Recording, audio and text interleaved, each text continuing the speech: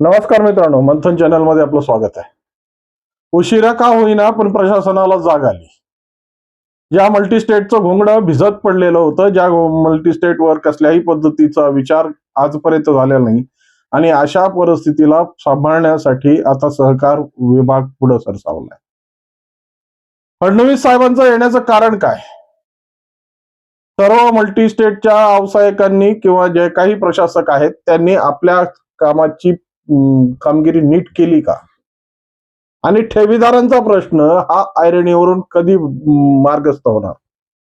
असे अनेक प्रश्न घेऊन सामाजिक परिप्रेक्षामध्ये या बैठकीचा आढावा घेण्यासाठी फडणवीस बीडला आले होते.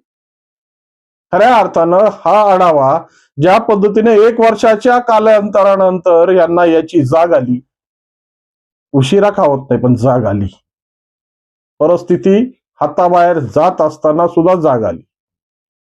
कारण की हवादिल झालेला आहे ठेवीदार आणि ठेवीदारांच्या हवादिलतेची कुठंतरी एक दचकी मिळावी यासाठी ही आढावा बैठक घेण्यात आली.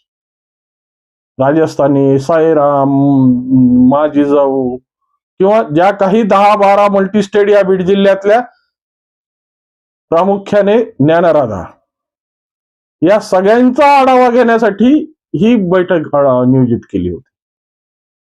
या बैठकीमध्ये प्रत्येक बँके म्हणजे प्रत्येक मल्टीस्टेटचे जे व्यावसायिक होते ते हजर होते. विशेषतः या सगळ्या प्रक्रियेवर प्रशासक म्हणून ज्यांची नियुक्ती झालेली आहे असे उपजिल्हाधिकारी सोनी साहेब सुद्धा या बैठकीला उपस्थित होते. या उपस्थितीमध्ये नेमका काय गदारोळ झाला आहे आणि कोणत्या कोणत्या मल्टीस्टेटच्या प्रशासकांनी काय उत्तरं दिलीत, आता हा अभ्यासाचा मुद्दा आहे. पण वास्तविक स्वरूपात ज्या पद्धतीनं आजपर्यंत ज्या ज्ञानराधा असो, साईराम असो, मा जिजाऊ असो, या सर्व मल्टीस्टेटचा विषय जितका व्यापक आहे ना, त्याच्या सगळ्यात क्लिष्ट जो भाग आहे तो ज्ञानराधाचा.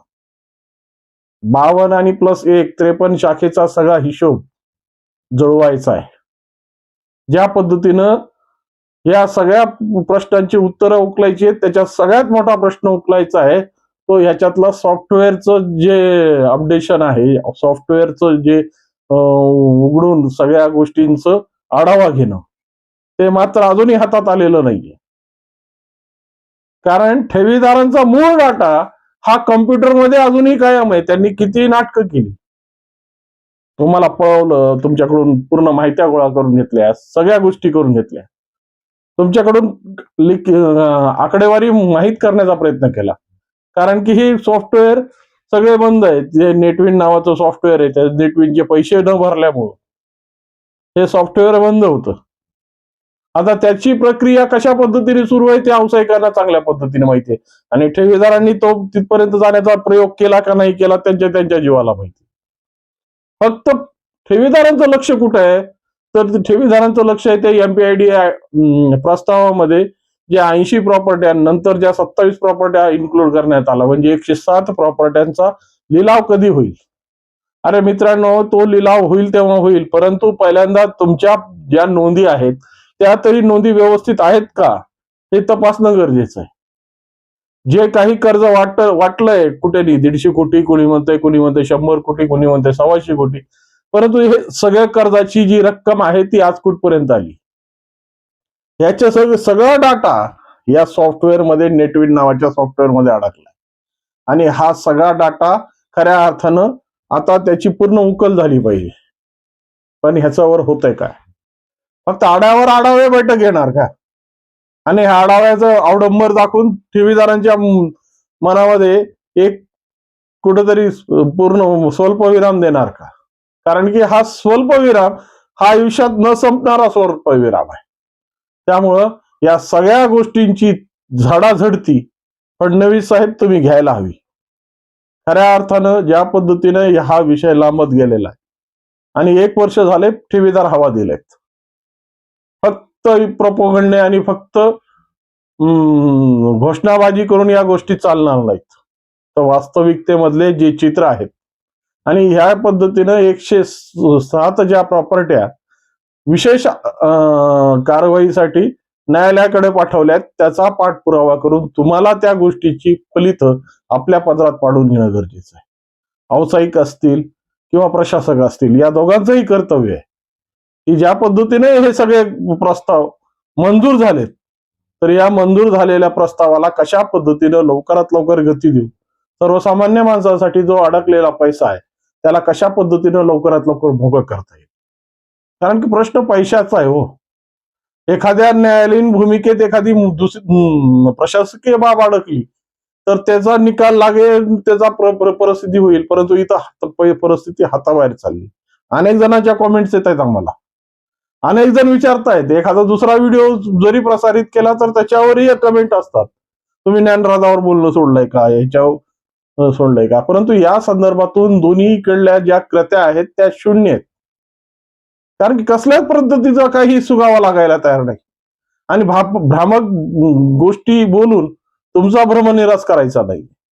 तर प्रत्येक गोष्टीमध्ये सुसूत्रबद्धता असली पाहिजे आणि जेणेकेने हे सूत्रबद्धता आता व्यावसायिक प्रशासक या दोघांच्या माध्यमातून होईल आणि खऱ्या अर्थानं जे काही प्रश्न प्रलंबित आहेत, किमान कमीत कमी त्या सेव्हिंग खात्यामध्ये अडकलेल्या पैशांची जमाबेरीज तरी व्यावसायिकांनी करावी, की ज्या जमाबेरीच्या मुळे जे काही सेव्हिंग मध्ये 100 कोटी असतील, 50 कोटी असतील, 20 कोटी असतील, ह्या रकमा सोडवण्यासाठी पर्याय योजना आखणं गरजेचं आहे. आणि या जर पर्याय योजना आखल्या तर खऱ्या अर्थानं ठेवीदारांमध्ये कुठंतरी दिलासा मिळेल की आता रकमा वाटणं सुरू आहे, पैसे मिळणं सुरू आहे आणि हे पैसे मिळायला लागले तर आपोआप या बाकीच्या समीकरणाला वेग येईल. पण पहिला प्रश्न जो उपस्थित होतो तो म्हणजे या सगळ्या सॉफ्टवेअरचं पूर्णपणे निराकरण करून या सगळ्या सॉफ्टवेअर मधल्या याद्या तुम्ही कधी प्रकाशित करणार आहेत. कारण की या सगळ्या जर याद्या प्रकाशित झाल्या किंवा पटलावर आल्या तरच खऱ्या अर्थानं आम्हाला समाधान मानता येईल की खऱ्या अर्थानं कामाला वेग मिळाला. नाहीतर निस्ती भपकेबाजी, निस्ती प्रोपोगंडे करून काही होणार नाही.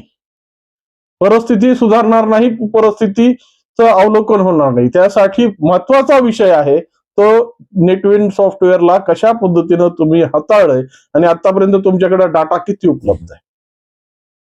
आढावे होत राहतील, तुमच्या स्क्रुटन्या निघत राहतील, तुम्ही ऑडिट पूर्ण करून घेताल, पण हे ऑडिट पूर्ण करण्यासाठी सुद्धा ते सॉफ्टवेअर अपडेशन महत्वाचं आहे आणि हे सॉफ्टवेअरची परिस्थिती कुठपर्यंत आली हे खऱ्या अर्थानं आता तुम्ही तपासून लवकरात लवकर त्याचा अहवाल सर्वसामान्य लोकांसमोर पत्रकार परिषद घेऊन म्हणा किंवा प्रेस नोट काढून म्हणा लोकांच्या समोर अहवाल ठेवा. त्यानंतरच खऱ्या अर्थानं या सगळ्या आढावा बैठकीला कुठं सार्थकता लागेल. नाहीतर बोलाची कडी आणि बोलाचा भात करून सर्वसामान्य माणसाला तुम्ही हेलावली देऊ नका किंवा फिरवू नका. वास्तविक परिस्थितीमध्ये ज्या पद्धतीनं सर्वसामान्य लोक या गोष्टीमध्ये अडवली, मोठ्यांचं सोडा, मोठ्यांना काही गरज नाही या सगळ्या गोष्टी, पण सर्वसामान्य माणसांनी जे घाम वेचून प्रश्न आपल्या स्वतःची काटकसरी करून ह्याच्यात पैसा ठेवलाय ना, तो पैसा या सर्वसामान्य लोकांच्या समोर कशा पद्धतीने तुम्ही उपलब्ध करणार आहेत याची एक संयुक्त पत्रकार परिषद घ्या किंवा संयुक्त प्रेस नोट काढा आणि सामाजिक परिस्थितीमध्ये आजपर्यंत झालेल्या आढाव्याची माहिती जनहितासमोर मांडा. त्याशिवाय या सगळ्या प्रक्रियेची खरी उकल झालेली आहे असं समजले जाणार नाही. त्यासाठी या सगळ्या गोष्टी पटलावर आल्या पाहिजेत. ज्या पद्धतीने पोलीस आर्थिक गुन्हे शाखेने असेल, सीआयडीने असेल किंवा आतापर्यंत व्यावसायिकांचे जे काम असतील त्याला सगळ्यांना पटलावर घेऊन पुढच्या भूमिकेत काय नेमकी प्रक्रिया रूपरेषा आखणार आहेत आणि काय प्रक्रिया हातात घेणार आहेत याचे गणित मांडल्याशिवाय ठेवीदारांची भूमिका आणि दशा आणि दिशा बदलणार नाही. या संदर्भात आपल्या मनात काय वाटतं आणि आपल्याला काही कळवायचं असेल तर 100% कॉमेंट्सच्या माध्यमातून कळवा. व्हिडिओ आवडला असेल तर लाईक, सबस्क्राईब आणि शेअर करायला विसरू नका. नमस्कार.